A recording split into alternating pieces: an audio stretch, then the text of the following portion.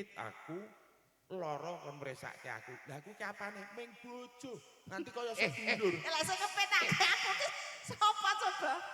Sing kepenake sampean ki sapa ora ya aku? Ya bareng apa aku dhewe lho. Ora, Mbak. Ning jenenge wong bebojoan iki rak antarane kakung karo putri wis nyawiji lagi wiji. Ning piyayi kakung kuwi luwih mempunyai tanggung jawab ngayani nyukupi karo piyayi putri. Contone kaya Mbak Cangik ki ngono kuwi. Nek kuwi rasah sampean ulang aku ki wis nglakoni kaya ngono kuwi. Aku iki nyatane sampean Kon medal kayu ki kon model kayu. Lho kan kowe men iso ngrasake gawane wong lanang, aku ya iso ngrasake gawane. Lah ya ora kaya ngono kuwi no. Tanggung jawabe dhewe. Tanggung jawabe iki lho. Sarene men ketok. Sampean ki nang petengan lho ning kono iki Kang Mas. Lah apa? Petengan. Men rodok padangane lho men ketok. Tek ireng. Lah ireng malah sehat kok. Wah, sing ngomong sapa? Lah ning puskesmas wong diipus wong lara kuning, ora nang diipus kok lara ireng ora enak percaya. Iki kagungan kersa ngitanaken putunipun. Supit. Nggih. Supit Utawa Rejang Hernawa Supit. Rejang Hernawa Supit nggih. Nggih. Rejang ki ngiris, her ki banyu, nawa ki dalan ngiris dalan banyu. Oh, detek nganggo tiris to. Lah iya Oh, mongso. sampean biyen ya nganggo tiris ra? Walah, zaman saiki karo biyen ki beda. Bedane? Nek saiki iki ning dokter utawa ning mantri, mangkat mulih wis nganggo celana. Aku biyen ki ora nganggo ngono kuwi. Lah nek Piye, Mbah sampean? Nganggo slintruh utawa hek dibetrengi terus lungguh di pangku bapakku, terus ora nganggo dokter nganggo bong supit. Bong Lungguh nang nganggo isor. bong supit. Aku ya nang isor, aku sarungan ngene iki, bapakku ya sarungan mangku aku.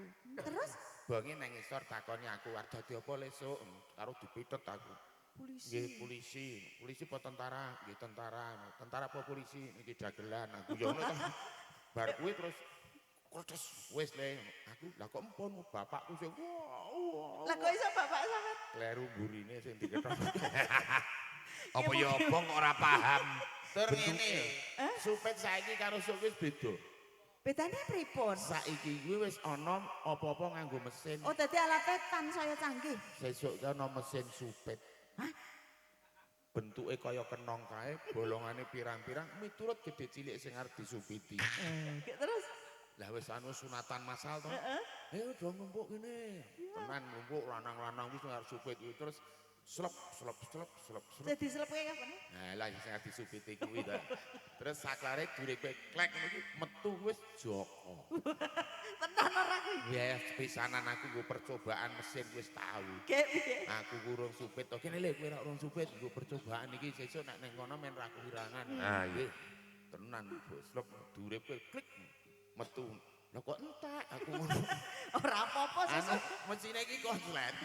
Entek ra apa-apa sesuk tukul neh. Ora kok karono mesin kaya ngono yo aneh-aneh sampean. Nek diomongi ono saiki iki umbang-umbang nganggo mesin.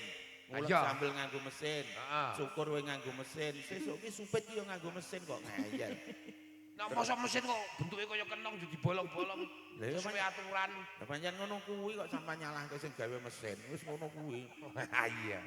Iki muga-muga putra ingkang kakitanaken dados mutiaraning bangsa. Nggih, pokokipun Jos. dados mutiaraning bangsa jubuh kalian kekudangan kiai sepuh. Nggih. Bekti kalian tiyang sepuh datan owah saking menapa ingkang dados kewajibanipun tegese nek sinau ya muga-muga pinter, muga-muga dadi bocah sing utama dadi mutiaraning praja satriyaning negara. Amin ya rabbal alamin. Amin. Nuwun ndongake sithik wae rasa akeh Rasa ning oke-oke. mentes.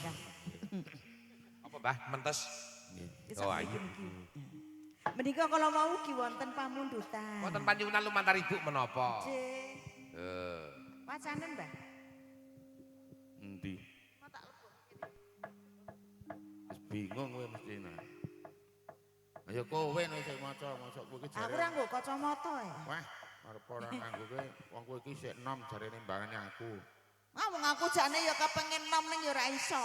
Walah klomotono kencur. Lho kok diklomoti kencur? Lah anggere mlaku rek sik bau kencur ini sik enom. Ngayal kowe. Ora ketok ya, Pak.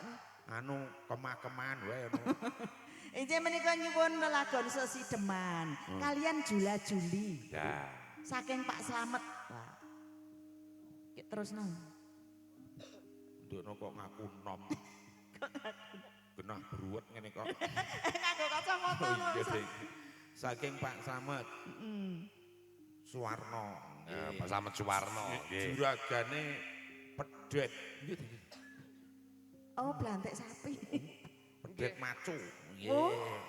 Kok pedet macu? Oh, dembo apa iya apa ora ana pedet kok macu iki. Mesti ganteng-ganteng ae.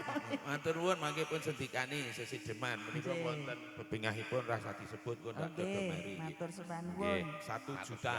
Oh nggih, sembah nuwun. Nika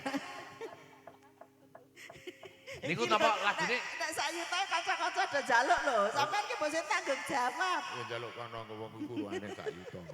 Iya. Nggih, mangke pun sendikani sedaya Nggih. pamundutan Bapak Ibu monggo. Non sewu ki wonten rawuhipun Pak Lurah ning mboten lentu mangke wonten sasmita Pak Lurah lenggah. Ingkang pundi Pak Lurah nggih? Oh, nggih Pak Lurah nyuwun ngapunten mbok lenggahipun wonten ngajeng kertanipun mboten mambu bensin. Monggo. Lah nek numpak bis nek nang ngiri lak mambu bensin lho mane.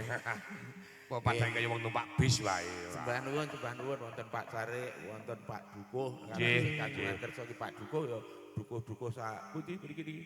Gerakan. Gerakan kira apa kabeh. Nggih. Usume jagong yo ngene iki. Heeh. Ewuh ki ya kaya Pak Dukuh iki lho praja. Lah kene Iki wis wau luar biasa lho, Mbak. Nggih. Wayangan wau-wawan niku tamune sing rawuh niku 1.500. Luar biasa. Kula aja mriki nggih wau dadak jagong to mriku. Nggih nek wong ewuh yen wong digawe. Alah wong sampean ki kudune nek jagong ki ya sing sembodo. Nah. Jagong itu di depan tuh ada among tamu to. Among tamu. Terus sik jaga buku to. Sampean kudune nulis ning kono dhisik. Iya. Bar kuwi ning kono rak nang kotak amplop. Nyemplungke ora kok brabat terus nyemplung ning nggon prasmanan. Lho lah aku jagong ki ndelok lawuhe sik kok. Kok sik kamu jagong nonton lawuh. Lah aku ning prasmanan. Nggih. Aku gani dit 100 karo bojoku. Kon jagong aku ndelok nang prasmanan. Lawuhe meng oseng-oseng lah tak loni 50. 50 wae. Oseng-oseng. Oseng-oseng kok 100, 50 wae aku. Nggih. Oh niate ora nggon pikiran iki mestine sampean ki ora arep ngono kuwi. Ya ta. Ya ngene wong ewuh ning alam donya iki nek cara Gunung Kidul cara nggen kula lho Pak Dukuh. Yang ngapunten beda karo Riki kok. Lah nggih. Nah ngene iki salaman Pak Dukuh. Salaman wah ngapunten. Nggih. Wah, sukses Dayoe Pak akeh. Dukuh. Pak Dukuh dirangkul meneh karo tamu. Waduh pokoknya sukses. Pinaringan lancar. Lah, Aku kira sampean biyen iki ewuh dirangkul ya ana ngono tamu teko langsung rangkul aku. Dagingnya kayak bayar ya. Alah. Lah wong ewo kok ya ora modal. Aneh beda. Ora kok sampeyan iki ewo ki apa bon apa?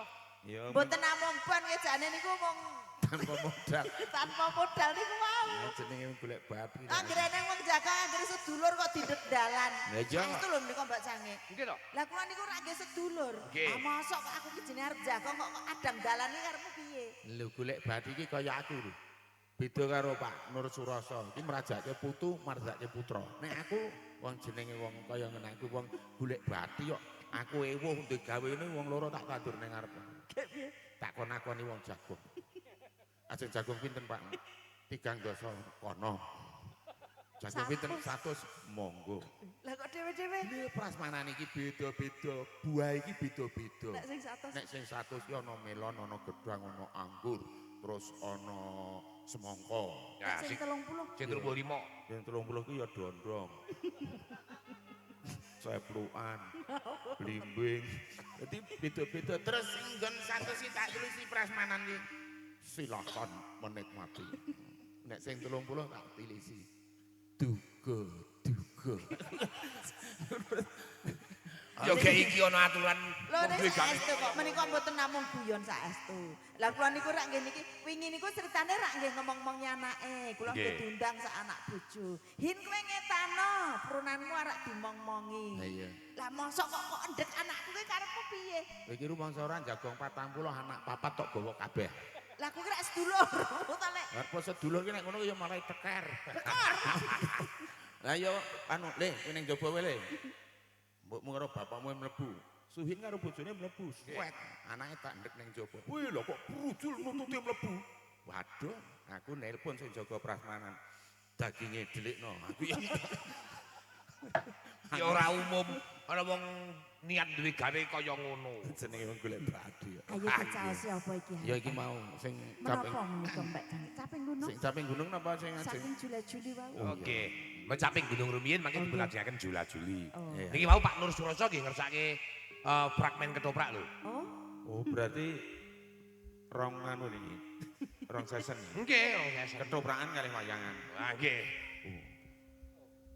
Niki wong sesuk rampung, nggih. terus mangke otasi wonten Waroang sesuk. Oh, mriki? Wah, pokoke Pak Nur Suroso niku nek kagungan kersa niku Jan ora ora memper. tanggung-tanggung. Lah ngono kuwi lho. Dicontoh iki lho Pak Nur niku lho. Lah ya contoh nek ya kemampuane dhewe-dhewe nek kaya aku ku ya beda. Bubar Warokan, tasih badhe wonten pagelaran lengger saking Wonosobo. Sampean rasah mulih. Wah, jan tenan kok. Gek nang kene wae. Heh? Gek nang kene wae. Mulai dah sambate sing tak anggoni. Nggih. Nggih, mboten napa-napa sing bagian menika mampu kalian sedaya menika kinayong ibadah. Nggih. Panglipur penggalih kalian sedaya para warga. Wong sing iso gawe senenge wong akeh niku entuk ganjaran. Nggih. Nggih ta? Nggih. Ya. Saben bengi. Nek riyen Ngopo? nek saiki 3 sasi pisan ora mesti. Aku apa sampean? Aku ki gur ngewangi wah jan.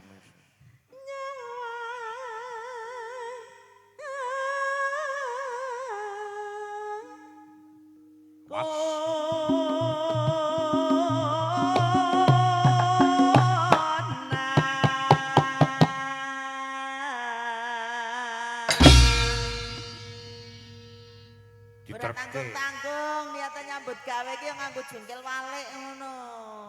Diterepke dipaske. Jleng niku sampeyan pas tumibone. Angger tak pas kowe obah wae. Ayo monggo.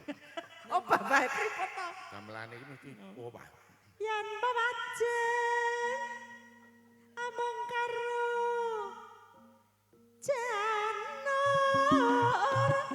kuning.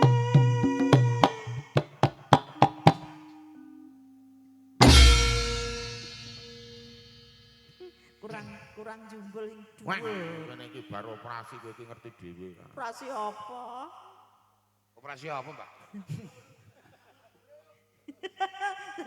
Mboten kok ana informasi mrene jenengan ki sakit turun bero ki tenan, Mbak. Nggih, sareng jenengan iki